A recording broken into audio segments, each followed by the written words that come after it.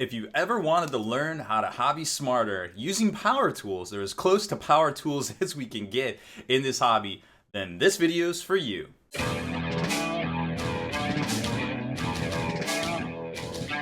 Spiky bits. These are the tools of the trade right here. We've got our ubiquitous Dremel or rotary tool. It doesn't matter. They're both pretty much the same. It's like saying Kleenex for a tissue. There's rotary tools out there. They work mostly the same that we're going to show you today. And then, of course, we've got our driver or drill itself for doing magnet work, pin work, whatever we need to do on larger models.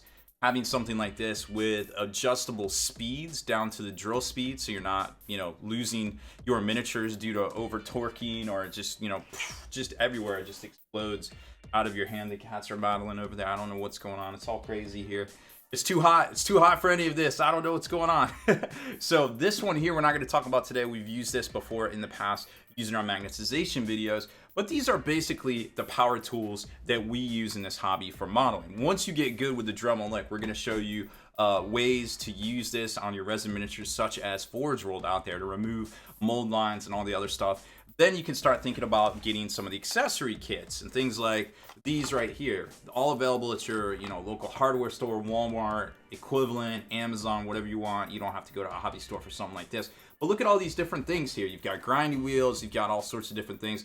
We're gonna break it down for you and show you how to use a lot of these different ones on a basic resin miniature from Forge World.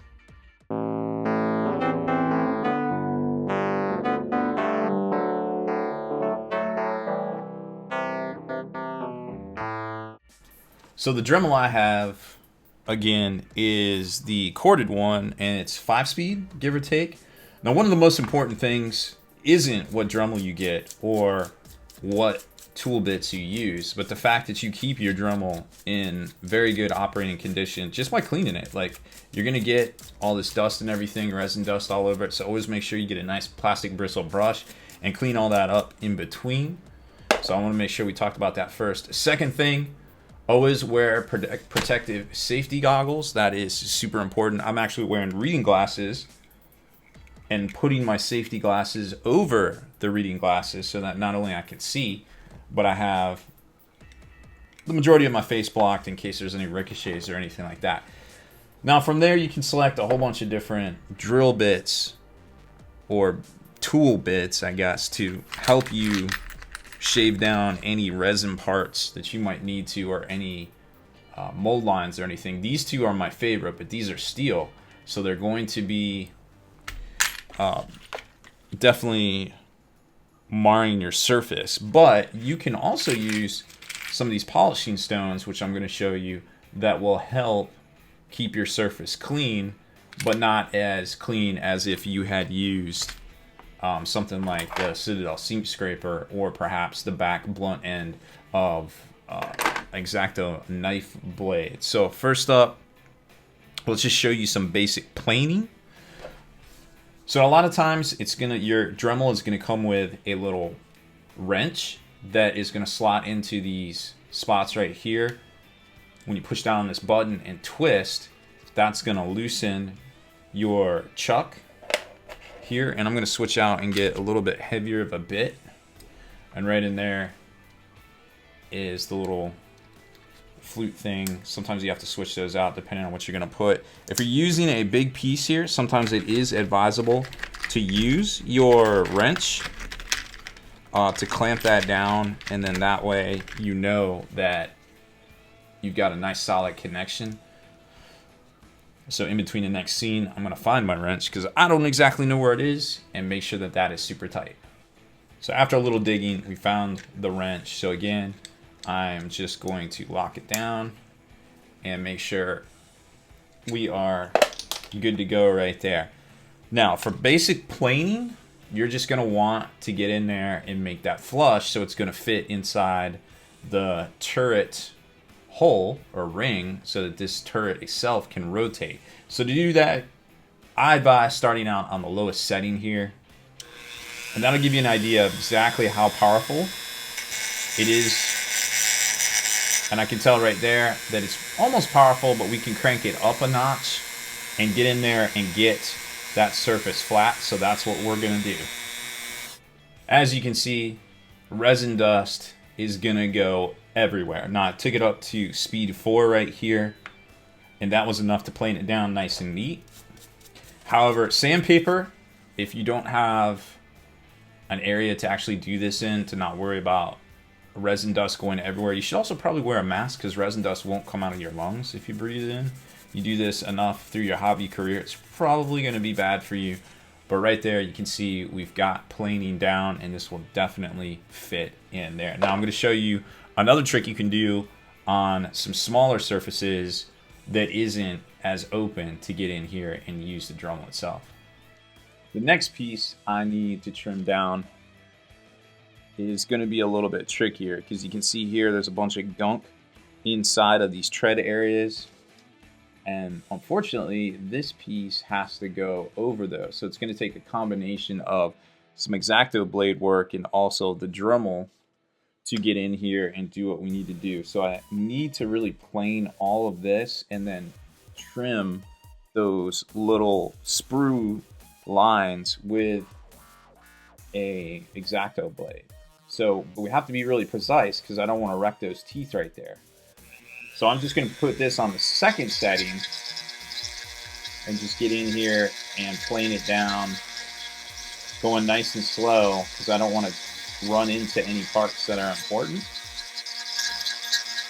And once that's all cleared out right there, we can test fit this, and it should lock in pretty good. So we cleared all that space out on a low setting.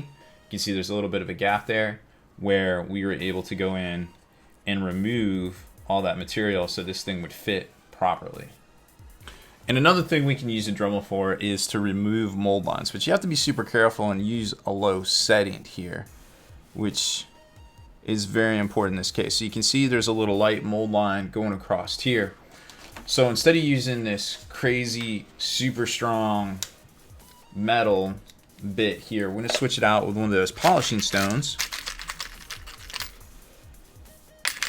And this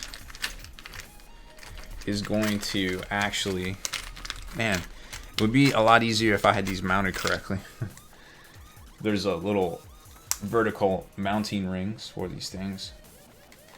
And what this is going to do is actually sand, or help you sand, the mold line down without wrecking it too awfully much. This is great. And you have to do it very lightly, but it is possible to do. Now this is good after you mar a surface with those other metal ones. If you need to come back in and make it a little smoother, you can. Or at that point, if you really want to, come back in and hit it with the seam scraper. That'll give you a little bit smoother of a surface to work with, just to tighten it up. But you got a couple different options there to try to make it as best looking as possible. One of the other benefits to a Dremel is actually to help you drill out holes for magnets. This here is going to be magnetized, so I can switch out the barrels in case I need, I don't know, who knows, with 8th edition, sometimes that's just a good idea.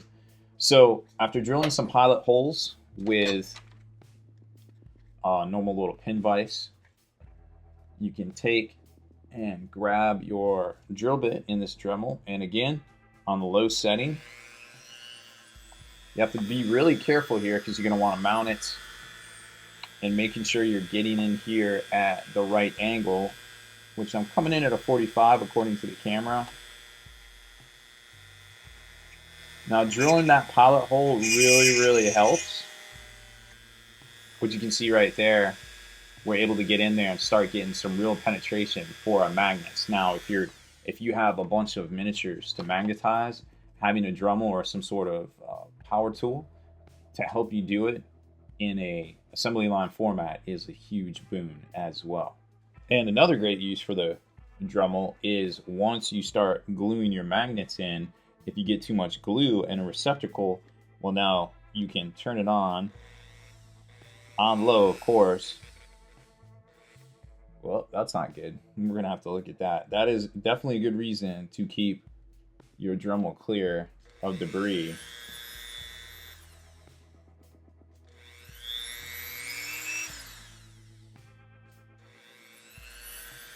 Weird.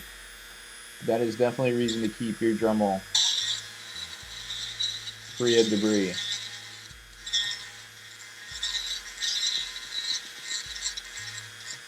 And there you go. You've cleared out the dry glue so that the barrels will now stick in there.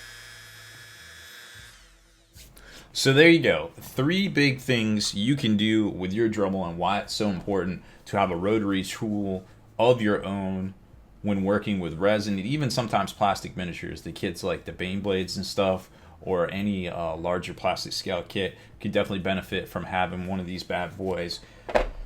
From making it so you can magnetize barrels to scraping down huge chunks of resin that you can't get with your flush cutters and things like that. That is always the way to go. Now, there are accessories that you might want. There's little drill bit sets for the Dremel in the standard set. It's going to come with some tools here, and let's just run these down real quick. You've got a cutting wheel right here, which is great for planing things off. These will break, so you do definitely want to wear eye protection, but it's normal for them to break. You'll get a pack of some replacement ones in here. And then a couple of sanding tools right here as well. Those things are pretty fun to use. The little fine polishing wheel helps you get out grit and stuff like that. It also spins fast enough that it will act as a bit of a sander. And this little pointy tool right there is great for getting in tight to reach places. You can also get some larger accessory kits from Dremel and then put your tools in there so they stand up. Lots of extra cutting wheels and some more of those grinders and such right there. Some of the polishers. I think this is engraving stuff over here, but sometimes these work well for all of that stuff. And just get you a nice plastic bristle brush. And always, always, always remember to clean your Dremel at the end so you don't get all that grit and stuff into here, because you don't want to be opening this up to have to clean it out, because that is an electric motor in there, and sometimes it's not good to tinker around with those unless you know exactly what you're doing. So that's it for this one, folks.